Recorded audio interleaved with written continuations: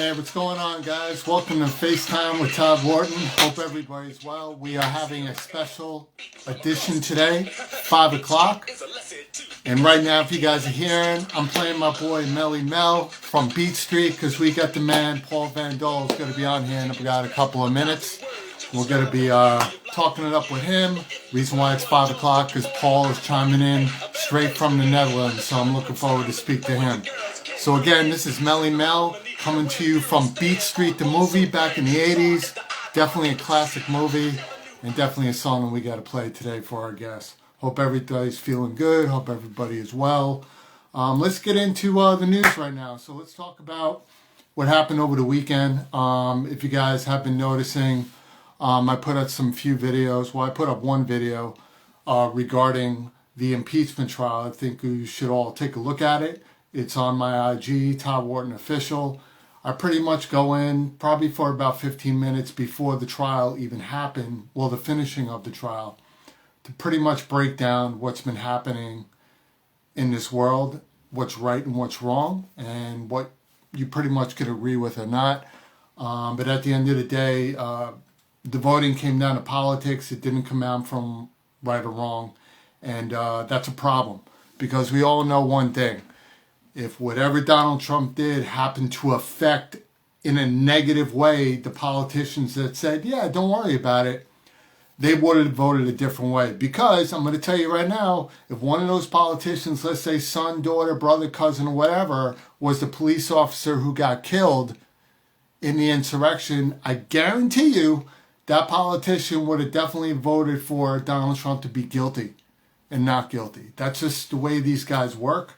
It's unfortunate, but like I always say to people, we're the ones that vote for you. So how can you say you're looking out for the people if you're not looking out for the people, right?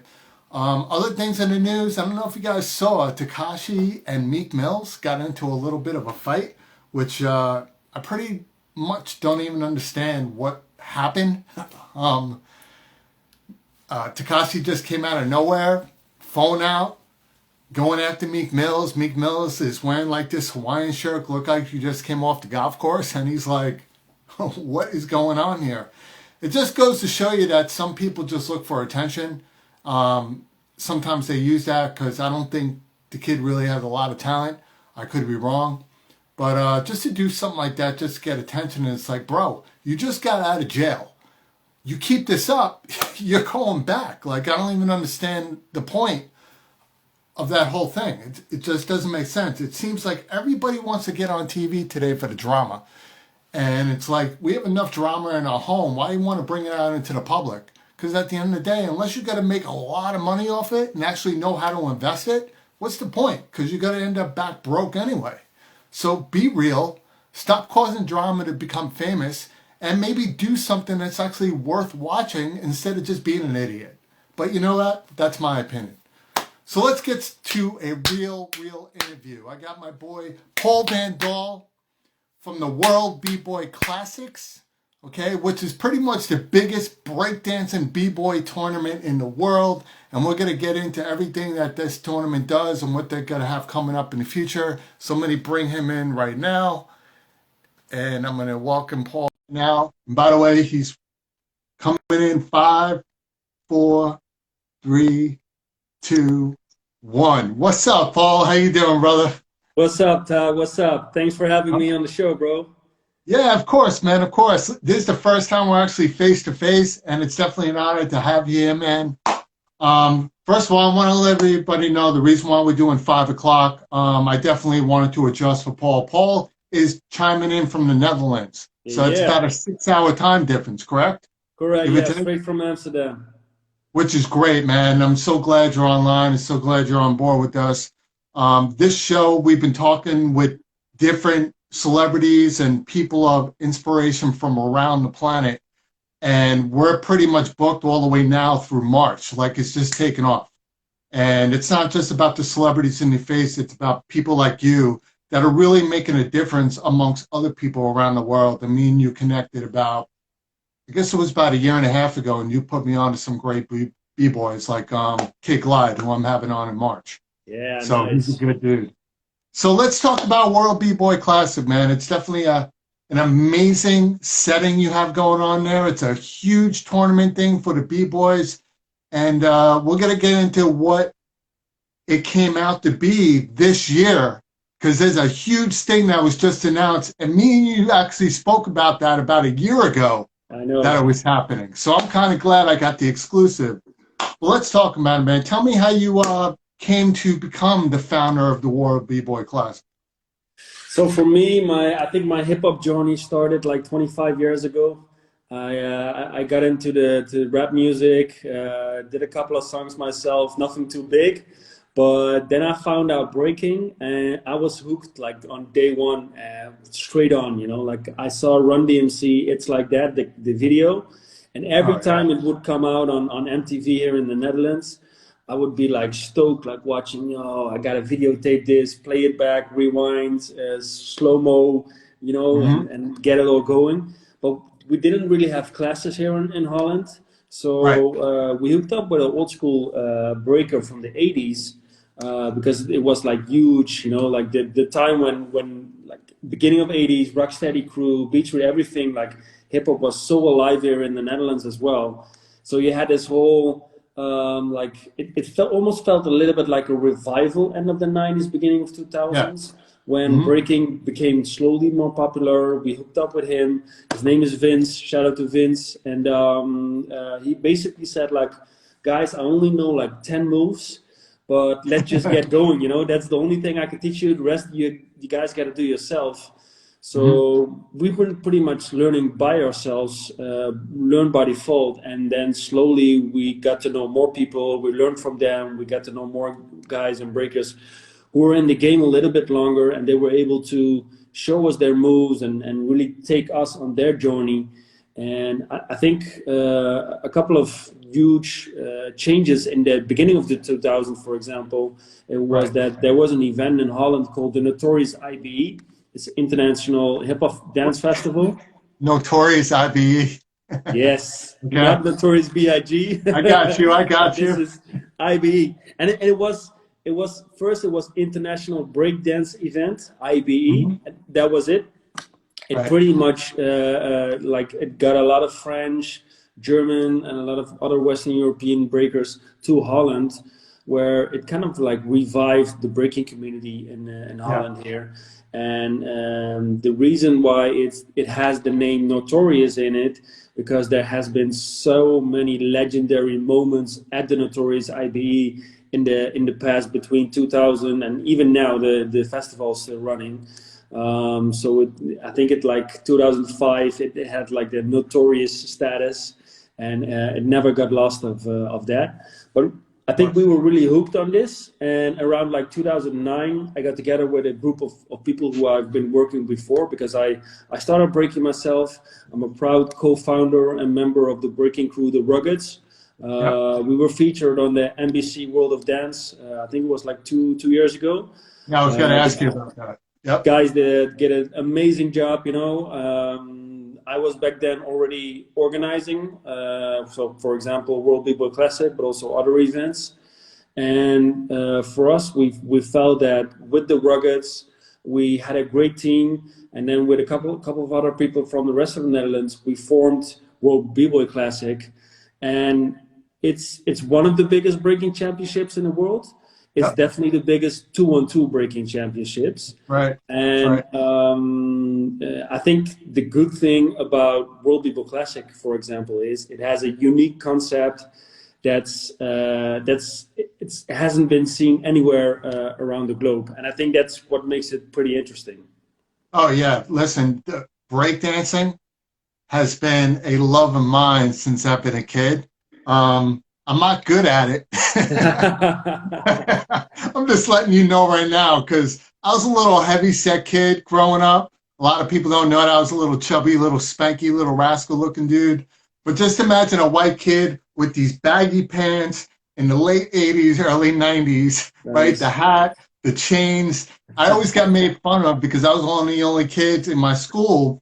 It was predominantly white school, but I always listened to hip hop, and I try to take like cardboard boxes, break them Nice. down, throw them in that backyard. And I was Nice. getting pissed because I'm like, how the heck do you spin on these things? I did like, I was lucky if I got around like, like once. And then I did something really stupid. I put oil on the board. Oh, And when I wow. went to go, and when I went to go do a move, my leg chipped out on me, and I like broke my toe. It was the Yo. stupidest thing I've ever did, man. But yo, breakdance has been a huge thing here in New York City because breakdancing is a part of the art of hip hop. Because people think Absolutely. that hip hop is just music. No, hip hop is a huge culture. Hip hop created some of the best dance moves of all time. You also got graffiti art that was huge with Beat Street and breaking. I was just playing Melly Mel at the dude of mine, and it was just people don't realize the influential experience that hip hop has done throughout the world. Yeah. And hopefully, I can get him on. I've been speaking with him. I want to hook you up with Play from Kid and Play. Nice. Um, because Play is doing an amazing documentary movie based on the world of hip hop dance, That's right? amazing. That's And amazing. he's such a good dude. And what you're doing right now is pretty damn amazing, bro. Like, I watch these kids online all the time. Like Paris Smith puts it out from EPMD's putting it out. I see Yeah. all Eric B. and Rakim putting out these videos, but these kids are ridiculous. Yeah. Like It's ridiculous. I don't even understand. I'm waiting for their neck to break. Like, what are they doing? Like, I have trouble just getting out of bed, and these guys are like just breaking it all over the place, man. Let me But give you an example. Just that's what one I wanted example to hear. Give me an that we example. recently got into that I felt like, where will it end? You know, where is like the level that's it's still going up? And if I see, especially young kids that you're mentioning, there's this kid. I think he's now like 11 years old from Russia. It's called B-Boy Malish. This guy just broke two world records. And the thing that he does is it's two different moves. One of them is the 1990, where you like in a handstand position, but you're with one hand and you're spinning on one hand. So you're in like full mode, upside down, spinning on one hand.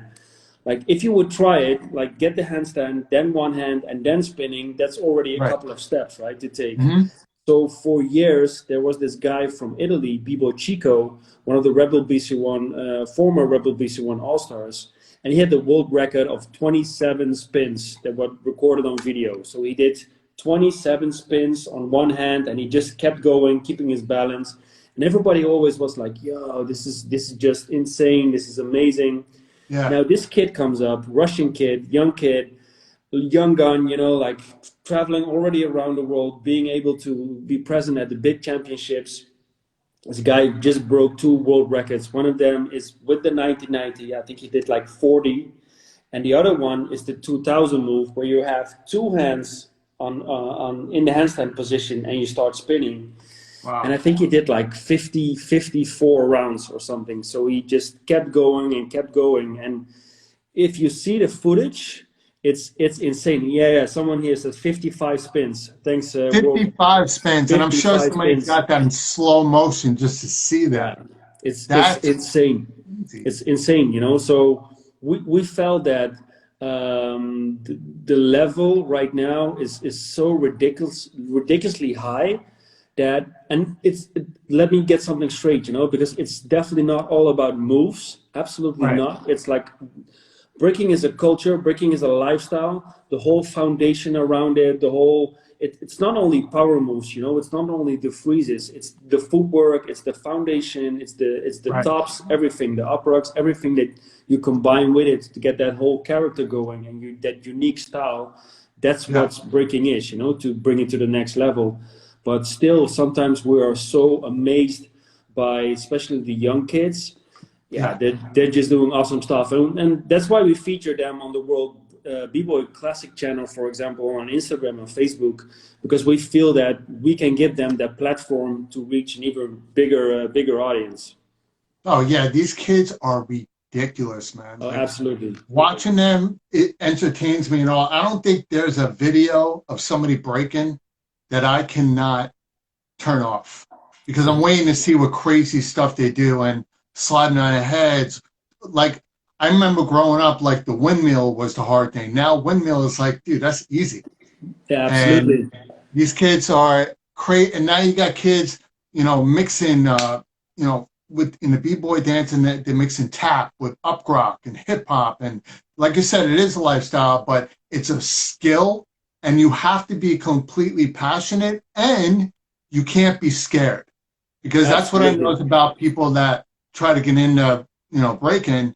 You can't be scared of falling, because this is something where you might as well, they should put breakdancing in the category of stuntmen, because the stuff that they do, I'm sure there's a huge insurance liability when you guys are doing your tournaments, because these kids could really break their arms. There's a possibility the moves that they can, if they do it the wrong way, they could snap, The so thing is the thing is with this one is that and I see the World Kids Breaking Championship posting a lot of cool yeah, I'm Instagram looking stuff at it. from see Patera from Russia, Snail Devil also from Russia, Shout out so to Russia. Suki What's from up, guys? Japan. It's really nice. People tuning in from all over the world here. What's up, India? I see you guys tuning in as well. So great to have you guys here on the chat. But I mean, the thing is that, for example, we have a guy from Holland, Lorenzo. He's an all-round b-boy, you know. Right, But the thing with moves is you really learn step by step. So, for example, if one of the most basic moves is like a turtle freeze. So you have your right. elbow in your belly, and the other hand to kind of like keep the balance and stuff like that. In the beginning, when you do that move for the very first time, your wrist is, what's up, Hakumi? Hakumi from Egypt. Thanks What's for up? being We on the got chat. everybody on it. We got the Everybody is United here. Nations up in this thing, man. This So is in the why we're doing this, beginning, man, is to get the world together to hear what you have to say. absolutely, absolutely. So in the beginning, your wrist is not used to having your full body weight only on Right. your wrist. So it hurts. So you can never expect that from the beginning on, you can do crazy jumps just on your wrist. So Hmm. slowly by practicing more, and that's why practicing makes close to perfect, Right. not perfect per se, but it takes years, you know, to develop that skill for doing, for example, head spins and train your neck muscles to a certain point that if I look at it right now, I just see the most craziest stuff. There's a guy from France, Jimmy Jean, and we've been featuring him as well on the World People Classic channel. This guy does like 100 spins in a drill position where he has his legs just straight up, and this guy goes so fast that you might even think in your head like, how is he not snapping the Yeah. neck muscles? You know, it's crazy. But I think you and me, for now, we couldn't do it at an instant. Definitely not. You know, don't ask us to do it right now, but ask us to do it in 3 years while we train it every day. What he has been doing, and then we can make it happen. You know, and that's what these guys are doing, just pushing their limits every time. And that's really amazing. Yeah, I'm going to tell you right now, if you ever see me doing a spin and I keep going, it's most likely because somebody put a Mickey in my drink. and, and I just slipped on the dance floor, and I just kept going, and people are going to be like, yo, damn, son, look at that kid go. And I'm going to be like, stop watching me. Somebody help me, please. This ain't funny, man. This ain't no road runner stuff going on, right? They're going to see like this white guy on the floor. I can't even talk. This white guy on the floor, like, yo, check out Tasmanian Devil up in there. He's got that going on. I'll be like, nah, man. Nah, I'm not having that right now. So, by the way, guys, if you're just tuning in, we're talking with Paul Van Dahl from the World B-Boy Classics out in Netherlands, and I'm happy to have him. I'm Todd Wharton of FaceTime with Todd Wharton. Definitely follow me at Todd Wharton Official. We interview celebrities and all the main amazing people that are making a huge impact around the world right here. It's the only show in the world that's doing this. That's why this thing's popping right now. So Oh, we to got get even back to, Africa. We got Africa on the chat right now. Origin is oh, breaking I'm loving TV. it. We got everybody up in here. So Yeah. to get back, so a lot of your guests, I'm sure, are going to be watching the show after this, and I'm glad because, like you said, you created this on breakdancing, which was created by hip hop and all that.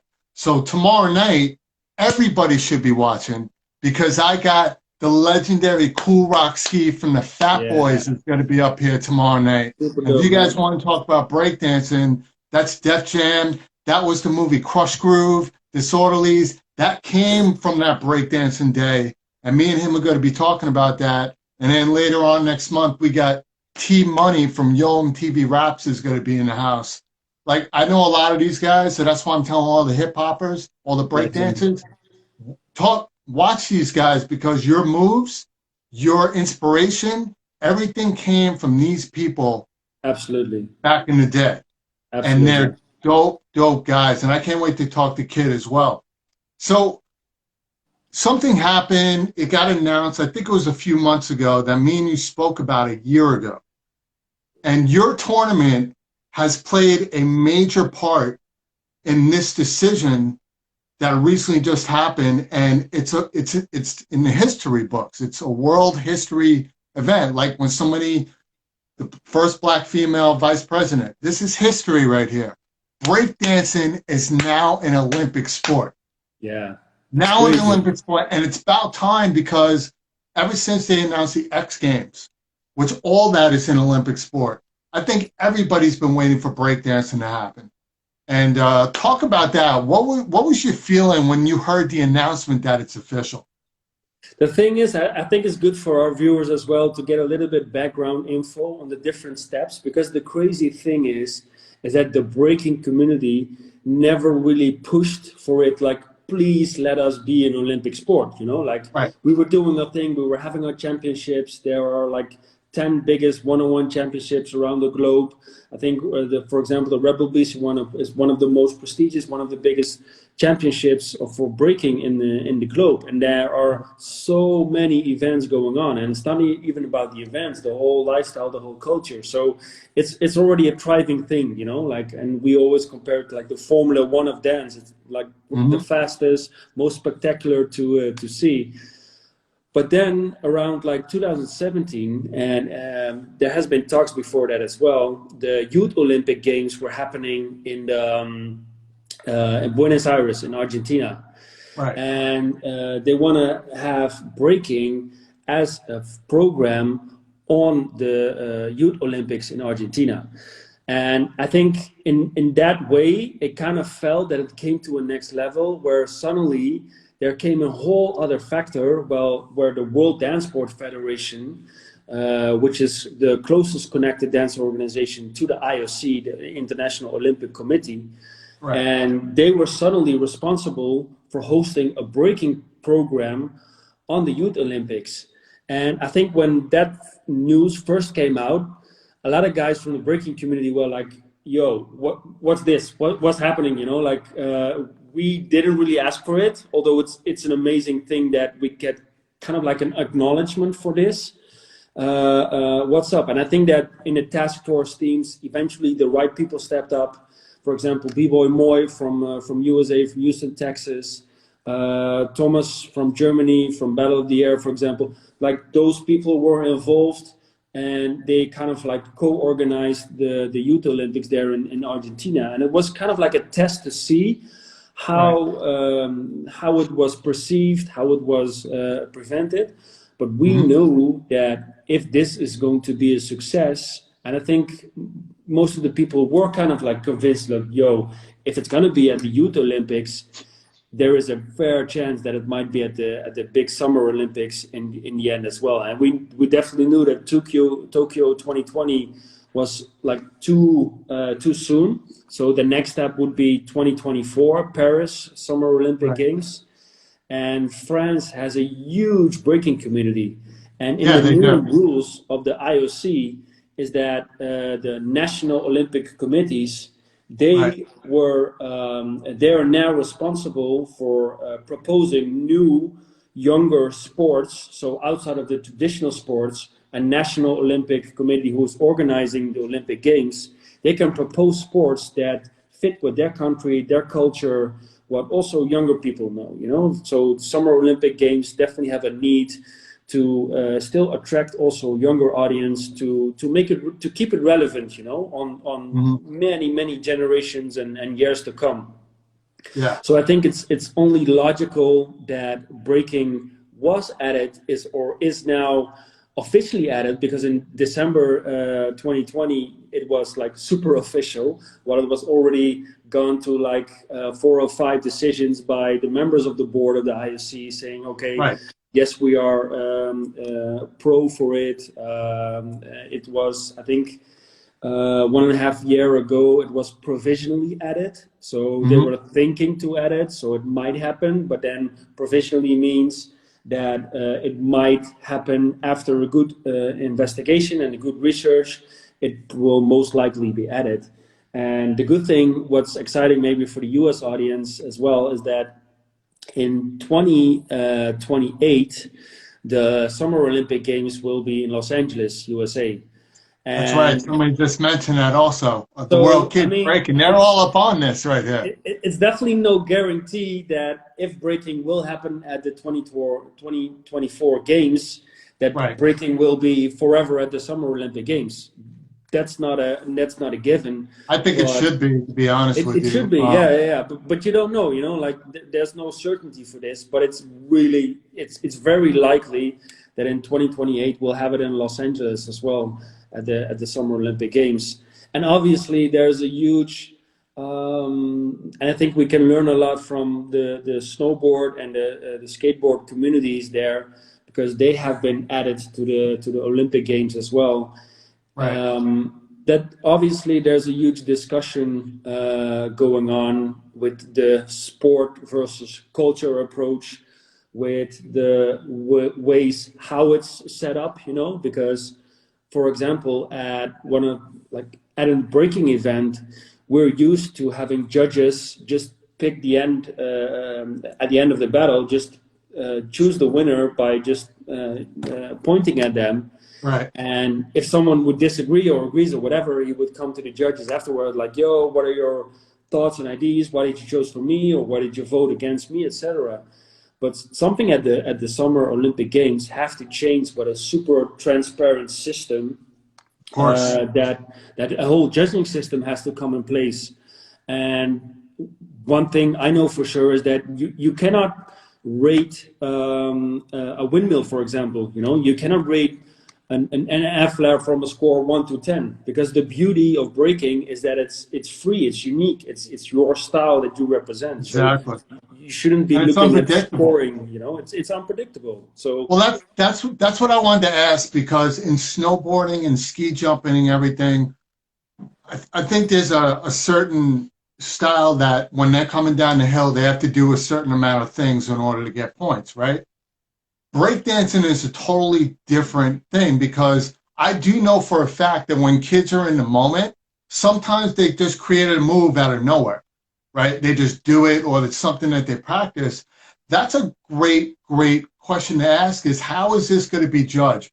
Do they have to do the same? Because I don't want to see the same thing. And I think that breakdancing is going to be one of the most highest watched event in the Olympics, because everybody loves action.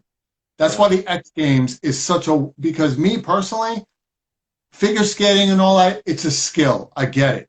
But if I had a choice between figure skating and somebody jumping off a ski lift 30 feet high, triple flips, the whole nine, yeah, you know where I'm at. Like, it's a lot easier for me to enjoy a beer watching jumps than figure skating. You know what I'm saying? So if I'm watching breakdancing, I'm getting a 6-pack, possibly a keg, and bringing my friends over, and we're just going to watch this thing because I'm excited to watch it.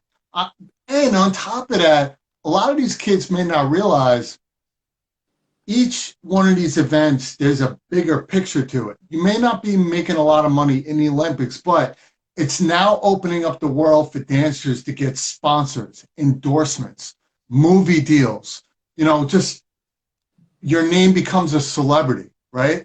And that's why it's so important to get that out there, to recognize the skills of these young and established breakdancers from all around the world. And the crazy thing is, it's everywhere. So I want to see what countries they're actually going to allow to participate in this, because there's so many kids from around the world that are just amazing.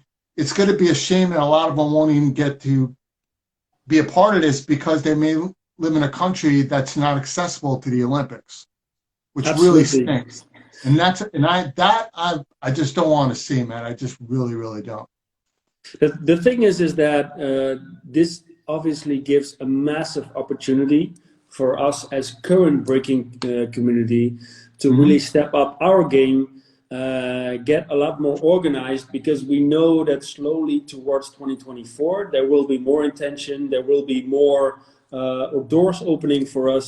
Even the fact that we can already announce it's going to be an Olympic summer medal sport game in 2024 already opens a lot of people's their eyes, like, okay, like, and for us as well, it's kind of like a recognition. And but still to understand that this is like maybe a 3 month period which is coming in 3.5 years, where there's Hmm. attention for breaking at the Summer Olympic Games. Everything around it, the whole way, the whole path towards it, we have to use that opportunities right now as a breaking community to get things more facilitated, to get things to the next level with our Right. events, with how we organize things, with how we as a breaking community. And I think we kind of have that responsibility towards the older generation as well, that we have to Hmm. step up right now, and also to the newer generation to give them that platform. And I think what's great to see is that I see a lot of countries kind of like getting together right now. For example, in Holland, we do the Dutch Breaking League. It's really Hmm. for the young generation. It's really clear and transparent for them how they are able to do the different steps, where eventually, if they perform well, if they do good, then they're able to step out and really go to a more international level. For example, that kid B-Boy Lorenzo that I was talking about earlier. If you look him Yes. up on Instagram, and obviously right now it's a difficult time that we are not able to organize events, but 100% sure when we are able, I think after summer, end of this year, beginning of next year, are able to open up with a lot more events, then this is our chance and opportunity to grab it. And yes, we have to work with Olympic committees. Yes, we have to work with certain standards. But let's just make sure that we have it as a bigger conversation than only the Olympic Games, and use it as a huge opportunity for us to really step up in the next upcoming years and show what kind of a thriving and alive culture we are with breaking, And Oh my the thing God. is that it will be difficult, because in the end there will only be 16 b-boys in Paris that will be rooting for the gold medal. So it means, for example, that from every continent there are only 4 breakers in allowed. So it's a very good chance. For example, in Africa, Africa, subcontinent Africa, maybe Southeast Asia as well, a lot of people now have the chance. In Western Europe, and also North America, for example, the level is so crazy high. There's so many guys that want to be part of this. Then I definitely think the competition will be amazing for sure, and I hope we can push each other for the best in this kind of way. Oh yeah. I mean, World B-Boy Classic is doing a sting already. But the great thing about the Olympics is it's something that you guys should all use to the max. The Olympics is going to pretty much announce to the world, check out the talent from all corners of the world. Check it out. For you guys, because you've already been doing it, there is a world out there for you that you can capitalize on to reach everybody. See, the Olympic only reaches certain countries when they bring them in, even though they reach the world. But in Yeah. your case, you're bound to your own rules. I mean, you can create World B-Boy Classic semi-tournaments around the world and then have the winners of each tournament come together for the huge World B-Boy Classic tournament. Like the big bad boy. Like there's a lot of things that you've already been doing, but now you can take it to a level you probably never thought that you can do, which is I think, amazing. yeah, absolutely. I want to share an important message with you here, because Sure. the thing is that the Olympic Games will definitely make sure that on the competition part, it needs to be more organized, it needs to be more transparent, it needs to have like certain judging systems and all that. And I wouldn't say it will become boring, but everybody has to follow a certain like guidelines and steps. Well, the beauty of a lot of events that, for example, were World People Classic, but definitely a lot of other events around the globe as well. The beauty of those moments is that there's still a lot of spontaneous stuff that can happen. For example, when we have with World People Classic this unique concept that we invite the best 8 b-boys, breakers from around the globe, and we hook them up randomly in pairs 1 hour before the main event. Well, for the rest of the day, there has been qualifiers where friends are competing in duos. And the real question with World People Classic is, who's better? 2 friends who really train together, get the routines together, or one of the top world's best breakers around the globe who never danced with each other before, but they're simply like the best. And they're going to compete 2-on-2. And I think that moment, when the first battle will happen, you have those 2 friends who want to do everything to knock out the big guns, and the big guns, they get the special treatment, they get like invited to the event, they get the tickets, they get the photo shoot, the gear, everything. They're like the superstars, you know. And the last thing they wanna do is like lose their like phase or level to be knocked out by 2 friends in the first round. And those kind of ways of how you can do like judges call outs or even like a call out during the competition and stuff like that. That's not going to be able in the Summer Olympic Games, you know. It's not going to be possible. You will definitely have to make all these kind of rules, which hopefully still, for me, it's good if they don't interfere with the dancing itself, you know. Like they can build systems around it, they can build a structure around it, as long as you don't like bother with the dancing itself. You keep that as free as possible for everyone to give the best interpretation of what they think breaking is and their style and their character. Then for me that's perfect. And then we know that we have to follow a lot of like guidelines and rules to be able to get to the Summer Olympic standard. But what I think is also super important is that we still have those culture jams, we still have those get-togethers, we still have those spontaneous moments where we can really thrive and lift up the culture, you know, because that's one of the key things for so many guys and girls to enter the breaking community. Oh, of course. And me and you've been speaking offline for a while, and I have an event here in New York City, right in Times Square, that we do every year for peace. And one of the aspects that we're adding to it is breakdancing. And we'll talk about that more, obviously, on the side. But one of our goals as my crew, we want to every year bring together great breakers from around the world that dance in Times Square, to give them that platform they've never had before, full stage, the whole 9. Yeah, nice. And we think the world, well, that's the point. It's a full independent artist concert.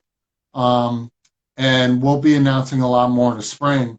But to be able to bring the world together in Times Square to watch these dancers, it's going to be amazing, on top of what you're already doing, which is crazy, because I've watched a lot of your videos, and I'm just sitting there like what?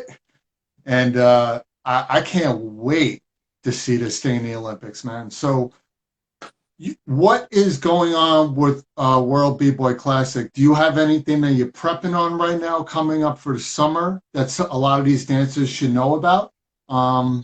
Because obviously you said something about COVID. We already know right here in New York, they're doing like 300 pop-up events. So events are happening.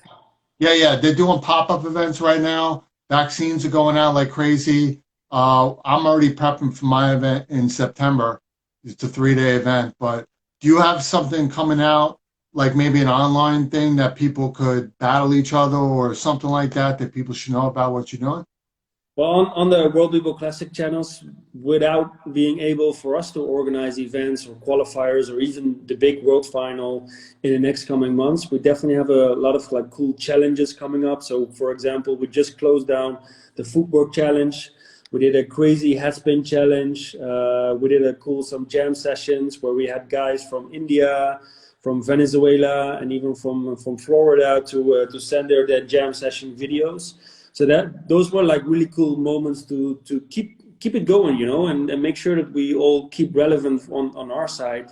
But I do have something pretty cool to share, and we haven't been we didn't publicly shared it, so this is kind of like a premiere. I got an exclusive. All right, bring it on. Yeah, man. All right, so let's announce this properly. So right here on FaceTime with Todd Wharton, we have a premiere exclusive announcement from Paul Van Dal from the World B-Boy Classic. Paul, take it away. Our world final is in the Netherlands, but we're really excited to announce that we're going to be in USA this year for World B-Boy Classic in Rockford, Illinois. And we're going to have an amazing event.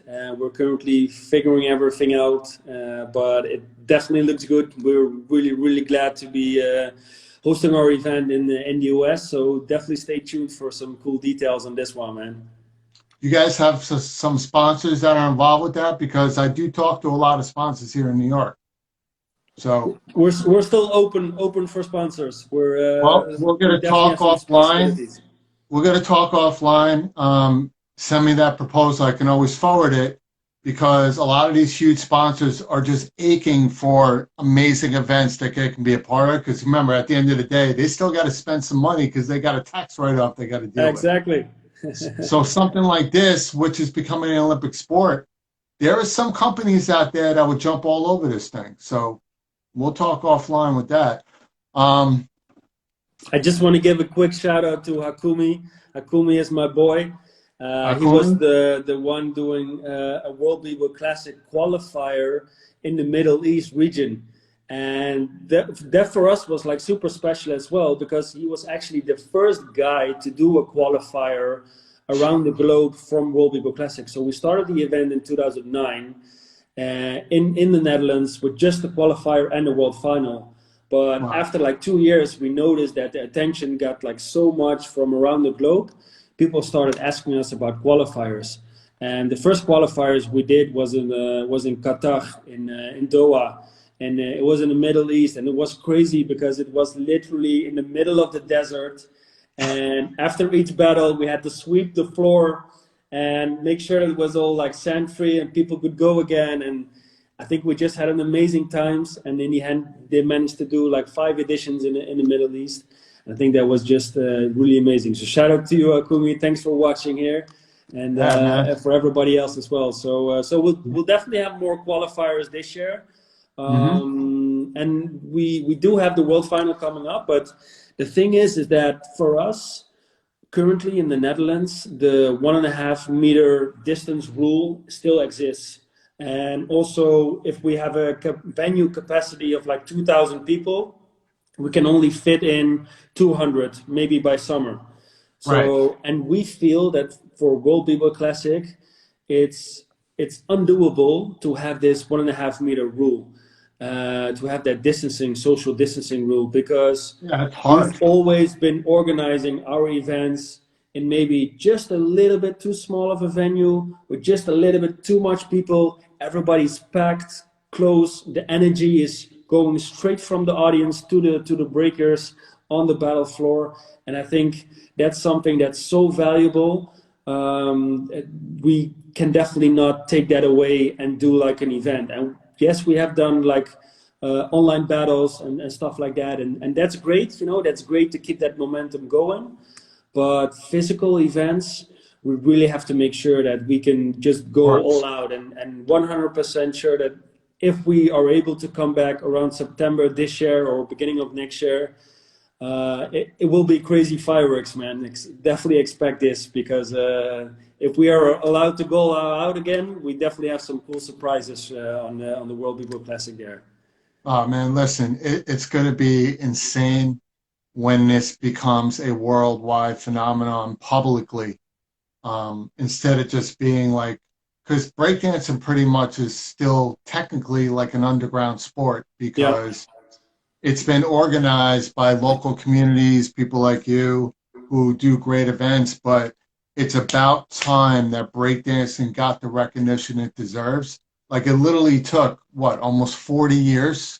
40 years. Like, and it's breakdance has been around since God knows when. I mean, James Brown was the just below where breakdancing is, because that guy can move and do stuff. I can't even tell you. I'm still wondering if he has Absolutely. bones in those ankles when he dances. But I'm so glad to see that breakdancing is now an Olympic sport. It's getting the recognition. Guys like you have been doing it for a long, long time. Is now going to create more opportunities for these artists from around the world. And World B-Boy Classics is going to be known throughout, which it already is, which, I mean, your following's deep. And now We're it's getting even there, going you to get know, we're better. getting there. Like our only way is just forward and ahead, you know, and that's what I said before. I think this it's not that the Olympic Games is the biggest ever thing to happen for breaking, Hmm. but it gives us a huge opportunity to really step up and make sure that we live up to the best potential that we have as a breaking community, you know, and Yeah. everything that's connected to it, from whether it's hip hop to dancing and everything, man. Yeah, it's gonna. This whole thing is gonna bring out the culture, which I think is pretty amazing. And guess what? 2023, the Hip Hop Museum is going to be launched here right in the Yeah, Bronx. I read about it, man. It's amazing news. It's Yeah, so so nice. if they do an all-day festival event, they got to include breakdancing in that. I mean, that's part of it. And you know, if I find out who's running it, which I believe I know who it is, I can always have them reach out to you, and you never know the camaraderie that can have there. But before we go, dude, because this has been an amazing conversation, and I'm definitely going to have you back on more and more when you have more things coming up. But Absolutely. where can people find you, follow you, connect with you guys at World B-Boy Classic? Let them know. Definitely hit us up on Instagram. We're always glad to receive you guys' videos of what you've been up to whenever it's around from the world. You know, that's the great thing and great possibility we have. It doesn't matter if you're from Japan, Venezuela, Uganda, or Malaysia or whatever. You know, like this World People Classic gives us also the opportunity to connect with people from around the globe. And I think the great thing is that we have this shared passion. You know, I can meet you maybe in Korea, I can meet you in Mexico and talk about breaking, and we're on the same line. And so definitely hit us up on World People Classic Instagram, World People Classic Facebook. Check us out on YouTube called Pro Dance TV. And yeah, we're building a new platform currently. And you could best describe it as the Netflix for dance. It's like we're building an archive of documentaries, interviews, tutorials, everything that has to do with street dance, where breaking is also a part of, and like locking, popping, house dance, hip hop freestyle, and we're connecting them into one platform, and we're hoping to release it and launch it in this summer. And it's just going to be the archive, you know. It's just going to make sure that we have one place, one dedication, that if breaking is going to the Olympics, and it will happen, then we have a good reference point for people that instead of being lost in the world of social media, they can go to New Dance TV and check out all the archived content, whether it's from the freshest kids to Star Wars to Warriors, to also newer documentaries that have to do with breaking. So that's an exciting thing. And yeah, check us out on World People Classic. Stay up, stay positive. And I know it's been difficult, you know, for so many people these months, but I definitely have faith that these are like the last months. There's light at the end of the tunnel. So let's look ahead and let's look at the opportunities we do have, right? Exactly. And I love that last statement, what you said. Just look ahead. This is why stuff like this exists. Social media is here. Let's keep each other informative. That's a whole nine. That's why this talk show exists. So if you guys don't know, I've been speaking with Paul Van Dal, who's the founder of the World B-Boy Classics. We've been discussing breakdancing, the cultures from 40 years back. We're happy that breakdancing is going to be an Olympic sport, and it's very well deserved and definitely overdue. My name's Todd Wharton. I'm the host of FaceTime with Todd Wharton. Definitely follow me at Todd Wharton Official. Before we go, just to give you an update on what's coming up, tomorrow night we're going to be speaking to a legend. Speaking of hip hop and culture and the breakdancing, I will be speaking to none other than the legendary Cool Rock Ski of the legendary Fat Boys, which Yeah, is everybody knows they are the epitome of hip hop and one of the groundbreakers from Crush Groove and the whole nine. Okay. Wednesday, got another legend. We got Angel Salazar. If you guys know Scarface and Carlito's Way, I got my boy Chi Chi's going to be in the house on Wednesday. Thursday, we got Alvin Clayton. Alvin Clayton is one of the first GQ black models. He's also a restaurateur, partners with Debbie Allen, Denzel Washington, the whole nine. And then Friday, we got a 4-time Tony Award winner, I think 5-time Grammy nominee, if I got that right. Miss Melba Moore is going to be in the house on Friday. So this show is taking off. It's getting crazy, but it's allowing everybody from around the world to get a one-on-one experience with people like Paul and celebrities from around the world and hear the real stories right here on FaceTime with Todd Wharton. And like I always say, guys, if you're not living a passionate life, then whose life are you living? Stay tuned, stay healthy, stay fresh, like the B-boy style. And I'll see you tomorrow night at 7 p.m. Eastern Standard Time. That's right. Take care, Paul. Yeah, you too, man. Thanks a lot. You got it. Peace out, everybody. Peace out.